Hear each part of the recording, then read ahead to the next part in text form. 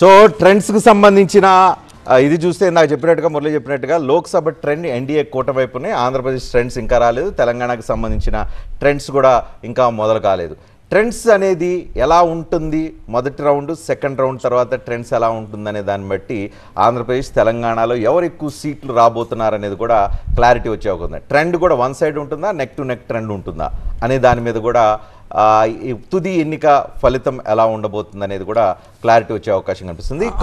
ఆంధ్రప్రదేశ్కి సంబంధించిన ఒక అప్డేట్, ఆంధ్రప్రదేశ్ ఓవరాల్గా మనం గమనిస్తే ప్రతిసారి పోస్టల్ బ్యాలెట్కి సంబంధించినటువంటి అప్డేట్స్ మనకి చాలా క్విక్గా వస్తాయి. ఒక 15-20 నిమిషాల్లోనే పోస్టల్ బ్యాలెట్కి సంబంధించిన అప్డేట్స్ వస్తాయి. కానీ ఈసారి ఆంధ్రప్రదేశ్లో ఒక ప్రత్యేకమైనటువంటి వాతావరణం కనబడుతోంది. పోస్టల్ బ్యాలెట్కి సంబంధించి పోస్టల్ బ్యాలెట్ ప్రక్రియ మొదలైంది, కౌంటింగ్ ప్రక్రియ. కానీ పోస్టల్ బ్యాలెట్లో మొత్తం 102 నియోజకవర్గాల్లో 2 రౌండ్ల చొప్పున పోస్టల్ బ్యాలెట్ని లెక్కెట్టే పరిస్థితి.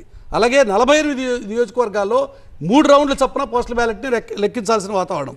అలాగే 25 నియోజకవర్గాల్లో 4 రౌండ్ల చొప్పున పోస్టల్ బ్యాలెట్ని లెక్కించాల్సిన పరిస్థితి. అది కేవలం ఒక 5 నిమిషాల్లో 10 నిమిషాల్లో జరిగేటువంటి ప్రక్రియ కాదు. ప్రతిసారి మాదిరిగా ఈసారి 25 నియోజకవర్గాల్లో పోస్టల్ బ్యాలెటే 4 రౌండ్లలో లెక్కించాల్సినటువంటి ఒక ప్రత్యేకమైన వాతావరణం ఆంధ్రప్రదేశ్లో ఈసారి కనబడుతోంది. 48 నియోజకవర్గాల్లో 3 రౌండ్ల చొప్పున, 102 నియోజకవర్గాల్లో 2 రౌండ్ల చొప్పున పోస్టల్ బ్యాలెట్ లెక్క పెడతారు. కాబట్టి పోస్టల్ బ్యాలెట్కి సంబంధించిన ఫలితం మనం తెలుసుకోవడానికి క్రమక్రమంగా దానికి సంబంధించిన అప్డేట్స్ వస్తాయి. క్యూములేటివ్ నెంబర్ మాత్రమే ఆల్రెడీ చెప్తామన్నది సిఈసి ఆల్రెడీ మీనా ఇచ్చినటువంటి information. Okay, national wide numbers fast గా వస్తున్నాయి మురళి. కానీ వేరే ఆంధ్రప్రదేశ్ విషయానికి వద్దాము. ఆంధ్రప్రదేశ్ లో పోస్టల్ బ్యాలెట్ కౌంటింగ్ స్టార్ట్ అయ్యింది. ఏపీలో ప్రస్తుతం పోస్టల్ బ్యాలెట్ కొనసాగుతోంది.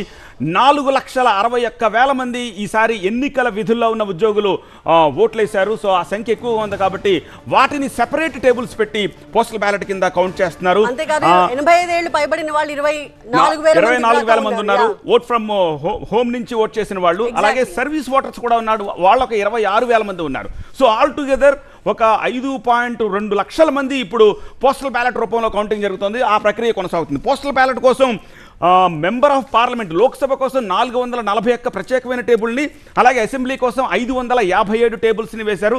ఇంతకుముందు మురళి చెప్పినట్టుగా 12:30 తర్వాత కానీ పోస్టల్ బ్యాలెట్ కంప్లీట్ డేటా వచ్చే అవకాశం లేదు. కానీ ఆ లెక్కింపు అయితే ప్రస్తుతం స్టార్ట్ అయ్యింది. అండ్ పోస్టల్ బ్యాలెట్ కి 102 నియోజకవర్గాల్లో 2 రౌండ్లలో కౌంటింగ్ పూర్తయిపోతుంది. అలాగే 48 నియోజకవర్గాల్లో 3 రౌండ్లు పడుతుంది.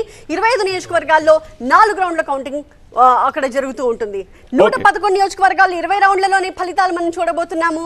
61 నియోజకవర్గాలు 21 నుంచి 24 రౌండ్లు ఉంటాయి. అలాగే 3 నియోజకవర్గాలు 25 నుంచి 26 రౌండ్ల పాటు కౌంటింగ్ పూర్తయిన తర్వాత తుది ఫలితం మనకు వచ్చే అవకాశం కనిపిస్తూ ఉంది. ఓకే, ఆల్ టుగెదర్ ఈ పోస్టల్ బ్యాలెట్ ఇంక్లూడ్ చేసుకుంటే మొత్తం 3,33,00,000 మంది ఓటర్లు, including EVM and postal ballot, service vote and vote from home counting సాయంత్రానికి క్లారిటీ వచ్చే అవకాశం కనిపిస్తుంది.